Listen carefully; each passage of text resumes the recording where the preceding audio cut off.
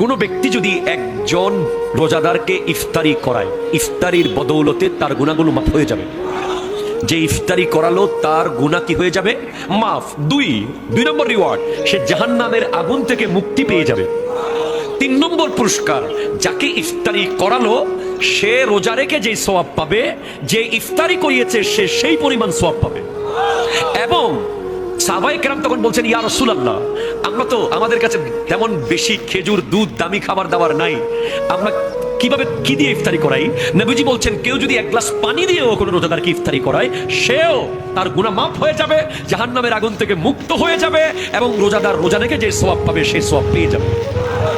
এবার বলছেন নবীজি, কেউ যদি কোনো রোজাদারকে পেট ভরে ইফতারি করায়, এটা হচ্ছে কোনো মতে খেজুর দিয়ে বা পানি দিয়ে ইফতারির ফজিলত বললাম।